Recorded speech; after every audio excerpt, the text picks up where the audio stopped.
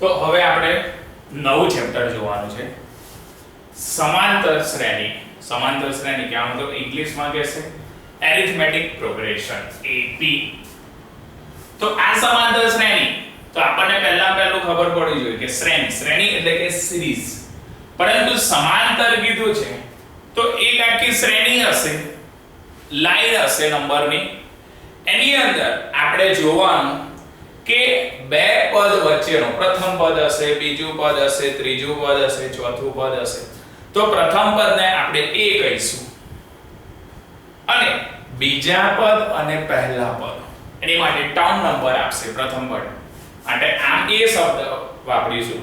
પરંતુ T1 T2 T3 T4 એવી રીતના જો આપણે એની અંદર ડિફરન્સ સરખો હશે, બરાબર, બધા પદે વચ્ચેનો ડિફરન્સ એટલે કે સામાન્ય તફાવત. જો સામાન્ય તફાવત એની અંદર જો સરખો આવશે તો આપણે એને સમાંતર શ્રેણી કહી શકીશું. બાકી સમાંતર શ્રેણી કહી શકાય નહીં. બરાબર. અહીં કહે છે કે રોજિંદા જીવનમાં આપણે નિરીક્ષણ કર્યું કે કુદરતમાં ફૂલોની પાંખડીઓ, મધપૂડાના કાના, અનાનસ ઉપરના વલયાકાર આંટા વગેરે ઘણી બધી વસ્તુઓ એક પ્રકારની તરાને એટલે એક આખી સિરીઝ બનાવે. બરાબર. તો આપણે મેઈન વસ્તુ આમાં એટલું જ જોવાનું કે સામાન્ય તફાવત જો સરખો આવે તો એ સમાંતર શ્રેણી કહેવાય. જો સામાન્ય તફાવત સરખો ન આવે તો એને આપણે સમાંતર શ્રેણી કહીશું નહીં. બરાબર છે. એની અંદર આપણને અલગ અલગ પદો પણ શોધવાના કહેશે. બરાબર. નાનો મોટો એક્ઝામ્પલ જોઈએ તો આપણને તરત ખબર પડશે. ઓકે.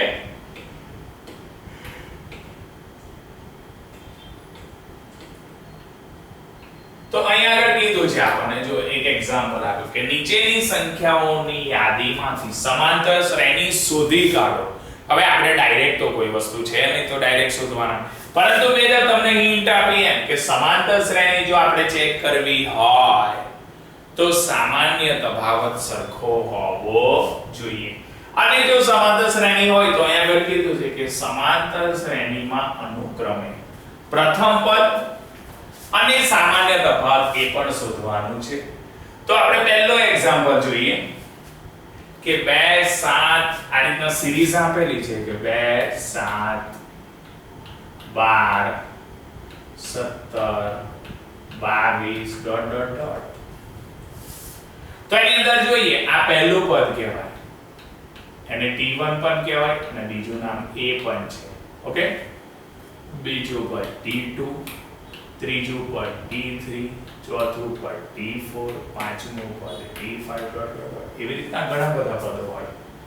તો મારે જો સામાન્ય તફાવત D શોધવો હોય તો T2 T1. બીજા પદમાંથી પહેલું પદ મારે બાદ કરવું પડે.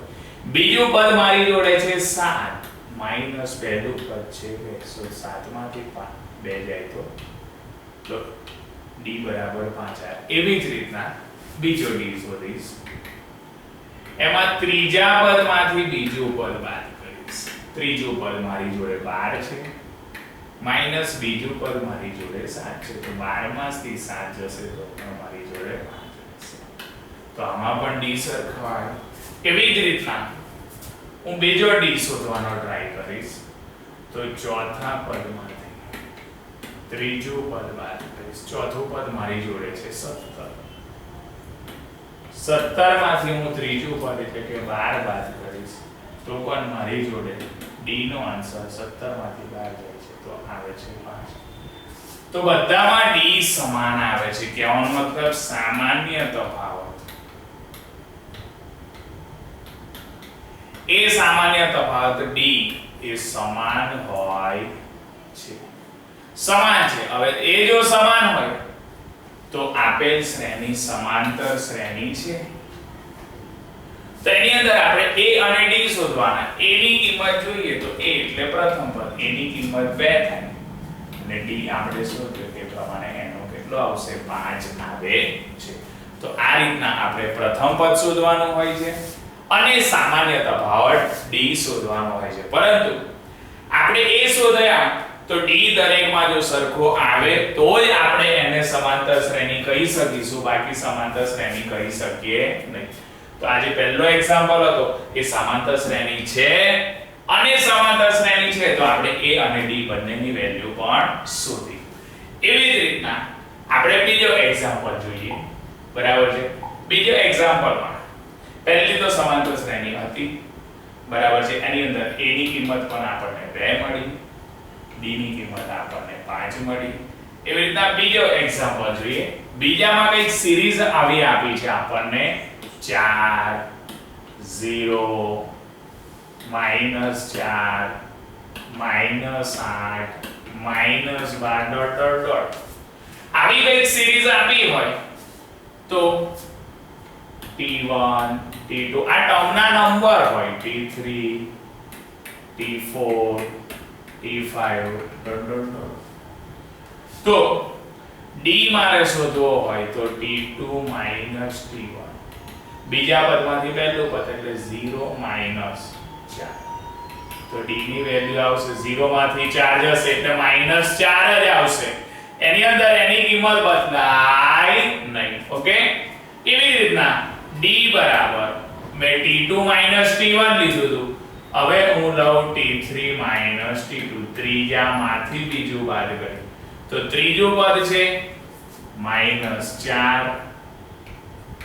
રૂલ્સ નો માઈનસ અને 0 તો પાછળ 0 છે એટલે d બરાબર આપણો આન્સર આવશે -4. એવી જ રીતના છે d બરાબર ત્રીજામાંથી બીજું. હવે હું ચોથામાંથી ત્રીજું બાદ કરીશ. ચલો ચોથું પદ મારી જોડે છે -8. ઓકે. રૂલ્સ ના માઈનસ અને ત્રીજું પદ છે -4. તો -8 માઈનસ માઈનસ પ્લસ 4. તો માઈનસ પ્લસ માઈનસ 8 માંથી 4 જાય તો 4 પણ કેવા -4. તો d બરાબર કેટલા આવે છે -4 આવે છે. ઓકે. તો 3 એ 3 માં સામાન્ય તફાવત બરાબર છે. હા, અહીં સામાન્ય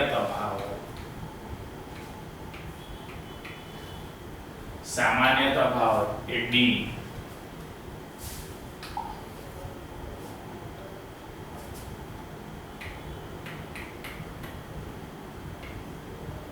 બરાબર છે. સામાન્ય તફાવત d સમાન મળે છે. કેવો મળે છે?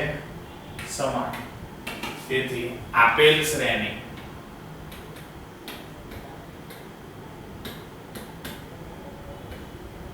એ સમાંતર શ્રેણી કહેવાય. કઈ શ્રેણી કહેવાય? સમાંતર શ્રેણી. એટલે આ પણ સમાંતર શ્રેણી થશે. ઓકે. ચલો સમાંતર શ્રેણી તો થઈ ગઈ, પરંતુ આપણને કીધું કે જો સમાંતર શ્રેણી હોય તો આપણે a અને d બંનેની વેલ્યુ શોધવાની. તો a ની વેલ્યુ હશે a એટલે પ્રથમ પદ.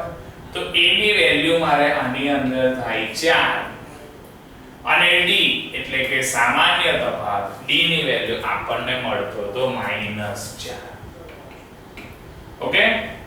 તો આપણને સામાન્ય તફાવત d પણ મળી ગયો અને a ની વેલ્યુ પણ શું થાય છે? મળી જાય છે. તો સમાંતર શ્રેણી હવે શોધતા આવડવું જોઈએ. એના પછી આપણે એક્ઝામ્પલ લઈએ ત્રીજો.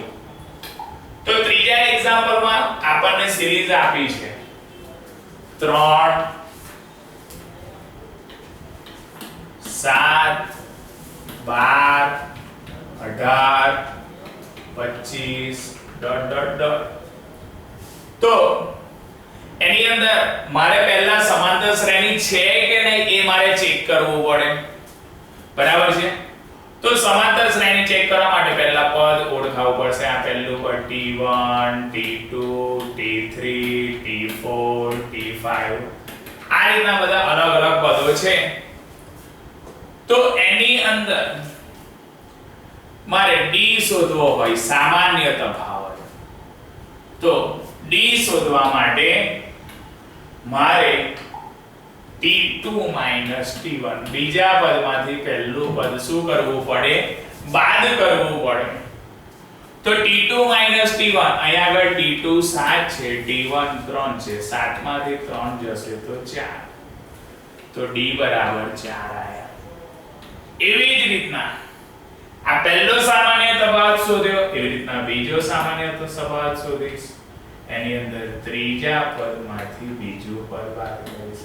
ચલો ત્રીજું પદ છે મારી જોડે 12 માઈનસ બીજું પદ છે 7, તો 12 માંથી 7 જશે તો આવશે 5. એની પછી છે આ અહીંયા આગળ 4 આવ્યો અને અહીંયા આગળ 5 આવ્યો, એટલે આના પરથી આપણે જોઈ શકીએ કે સામાન્ય તફાવત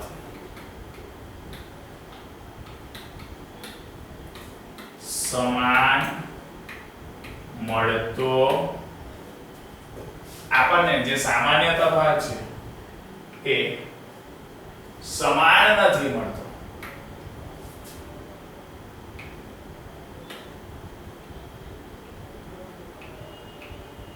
સમાન નથી મળતો, જેથી આપેલ શ્રેણી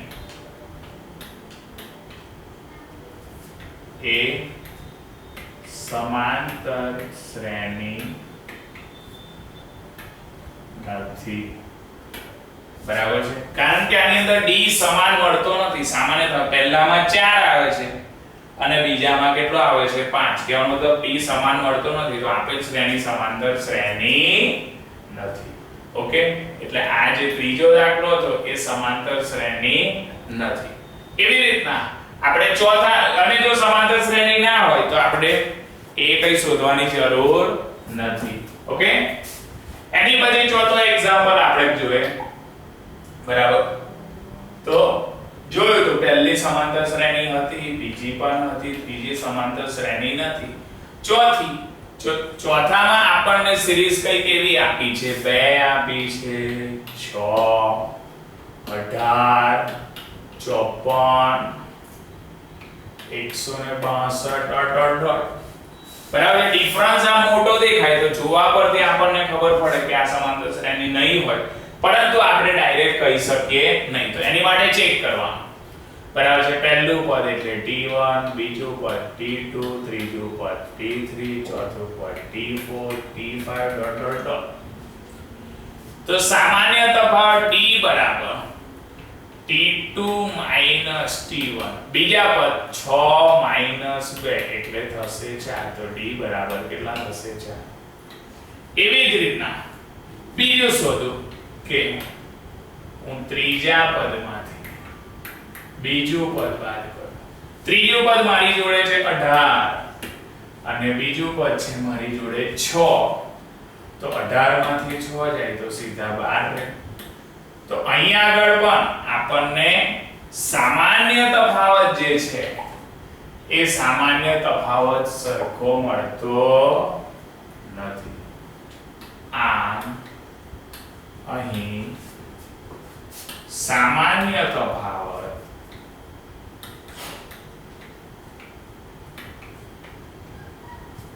જે સામાન્ય તફાવત જોઈએ એ સામાન્ય તફાવત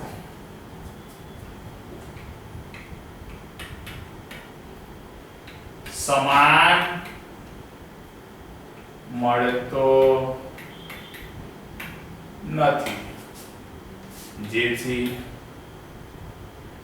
શ્રેણી એ સમાંતર શ્રેણી નથી. ઓકે, તો આ પણ સમાંતર શ્રેણી છે નહીં. તો આપણને પહેલા બેમાં ડિફરન્સ સેમ મળ્યો એટલે એ સમાંતર શ્રેણી હતી. બીજા બેમાં ડિફરન્સ સરખો મળતો નથી તો એ સમાંતર શ્રેણી છે નહીં. તો આપણને આની અંદર સમાંતર શ્રેણી ચકાસતા આવડવી જોઈએ. અને એ જો સમાંતર શ્રેણી મળી જાય તો આપણે a અને d શોધતા આવડવું જોઈએ. એટલું જ યાદ રાખવાનું કે જો સામાન્ય તફાવત સરખો હોય દરેક પદ વચ્ચે તો સમાંતર શ્રેણી બનશે. જો સામાન્ય તફાવત સરખો નહીં હોય તો સમાંતર શ્રેણી બનશે નહીં. બરાબર છે? ઓકે, હવે એના પછીનો એક્ઝામ્પલ છે કે સમાંતર શ્રેણી આપેલી છે. આગળ આપણે સમાંતર શ્રેણી ચેક કરતા હતા. અહીંયા આગળ ઓલરેડી સમાંતર શ્રેણી આપણને આપેલી છે. તો એ સમાંતર શ્રેણી 16 11 6 1 -4 અને -1 એનું 15મું પદ શોધવાનું છે. કયું પદ શોધવાનું છે? 15મું પદ. બરાબર. તો પહેલું આપણને એ ખબર હોવી જોઈએ કે nમું પદ શોધવા માટેનું સૂત્ર આપણી જોડે છે Tn a n - 1 * d. a n - 1 * d એ nમું પદ શોધવા માટે nth ટર્મ. તો આપણે 15મું પદ શોધવાનું, એની અંદર a અને d જોઈશે. બરાબર છે. તો પહેલું n માં પદનું સૂત્ર આપણે રન કરવું પડે કે Tn a n - 1 * d. Okay. a તો a ને આપણે આની અંદર પણ પ્રથમ પદ જ કહીશું. બરાબર છે. અને d તો કે એને સામાન્ય તફાવત. n તો નંબર જ છે. ઓકે. તો આની અંદર આપણને પદ પહેલા ઓળખતા આવડવા જોઈએ. ઓકે.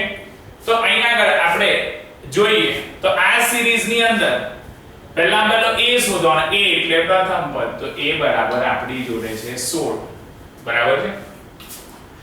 a બરાબર આપણી જોડે 16 થશે. d બરાબર t2 - t1.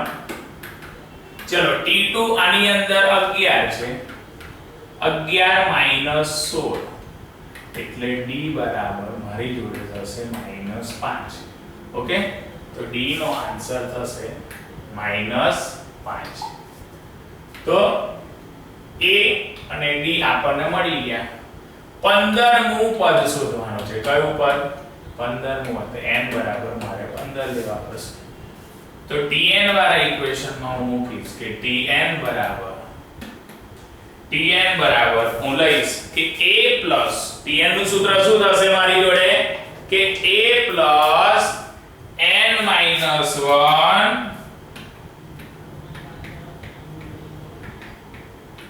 into d. 15મું પદ એટલે d 15. a ની વેલ્યુ થશે 16 પ્લસ n - 1 એટલે 15 - 1 અને d ની વેલ્યુ છે મારી જોડે -5. તો બ્રેકેટમાં લખો. ઓકે.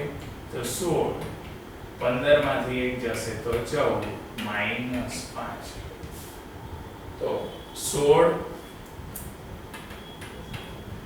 14 85 પણ પ્લસ માઈનસ એટલે 14 85 -5. તો મારે જે 15મું પદ જોઈએ છે એ 15મું પદ 16 માંથી 70 બાદ ના થાય તો 70 માંથી 16 જાય તો -54.